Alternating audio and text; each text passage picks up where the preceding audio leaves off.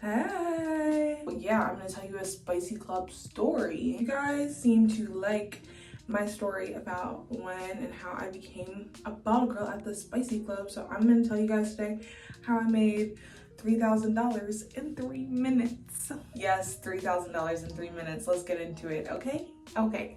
I was 21 and it was summertime. It was about June. Every year, I think this was like the 20th anniversary party for the club I was working at on the East Coast. The shift was 8 p.m. to 2 a.m. that morning, and I know we were open till 4 a.m. because it was an anniversary party, but I just, again, like I said last time, I turn into a potato. It's not good for anybody, like it's not good for business. So they usually let me go at 2 a.m. Nobody wants me around. I know that this night, it was hot as crap outside. We had a tent outside because there was supposed to be like a really big amount of guests coming in and celebrities and whatnot.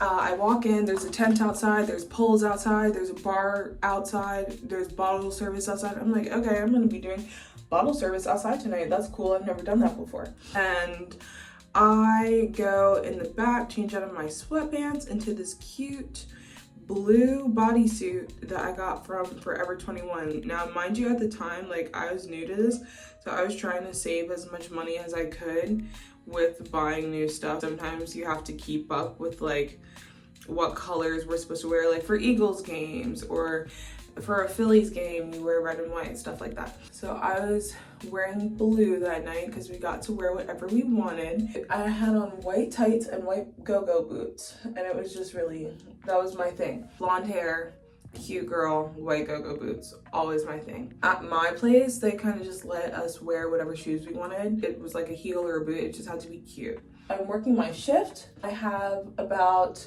like 2 tables and everyone's really chill. It was like a group of dads and somebody for their bachelor party. It's a regular schmegular Friday night, Saturday night, I forget what day it is. I could look back in my camera roll and probably figure it out. I didn't know that anniversary parties, people perform, you know? So there's guests that perform. Celebrities come, special guests, you're allowed to like, it gets crazy in there. It gets wall-to-wall packed, shoulder to shoulder. You can smoke. Our club is a non-smoking club, except on big events. So like, it was hot boxed in there for real. So I'm just like in awe, all of the chaos that's happening. I'm just in awe. Now, mind you, this is like a daytime club. It doesn't usually get popping off the walls. It's sometimes on Saturdays it does, but it's not like this. It becomes about 12 o'clock. I know I have 2 hours left, and I'm like crushing a C4 to try and keep my potato ass alive. I see a whole bunch of security come in. I know that I'm assigned to a table, so I just go over to the table. I don't know who's back at the table. I can't see anything. You know, these girls, especially dancers, are like money magnets, so they keep trying to peek at who's at the table. I'm like, I don't know who the heck this is. My friend, she gets on stage and she starts dancing. All I see is a rain shower of money. Like, I had never seen that much money thrown in my life at the time I was 21. Like, I just had not seen that much money. I was like in shock. It was raining down on me. It was raining on the stage. It was raining everywhere. I was like, wait, what the heck? And you know, the money that doesn't go on stage, bottle service and servers get to keep. So I'm looking on the ground. It's like Atlanta, like Magic City. And just more money keeps coming down. And I'm like, who is throwing this? And I finally get to serving in the back of the section, and it is Whiz Kid. Whiz Kid. I was like about to fangirl so hard. Like Made of Legos just came out, and I was like, what? So he decided to throw some more money in the section, and I was shook. He said it was because I was a bad gal from Whiz Kid. I proceeded to get lit in the section for the rest of the night. That's what I said. My mother was not happy with me when I came home because I was living at my parents' house at the time. I was so mad at the time because my best friend wasn't working and she was my partner at that place. You know, I'm not stingy with this money. Money comes and goes, so I really like to share the wealth, and she was not there. Mind you, I knew it was gonna be a big night, so I invited my friends that don't usually come to strip clubs. They were watching from afar. We were all partying, we were all hanging out. It was just crazy. We taking shots, they were buying food. Next thing, I know they're watching me get rained on, and all I see is their faces like this. And I look back at them and I'm like, shut up. Then later that night, like 30 minutes later, Neo arrived with his sexy self, and I made all that money such a short amount of time that I told my boss I was clocking out early so I could hang out with my friends. I was like, I'm set for the month. Again, at this time, I'm living with my parents. So it's not like I have rent to pay, I don't have car insurance to pay, I don't have bills to pay. I'm just like living it up. Like, we got to see Neo perform live with all these beautiful, gorgeous women.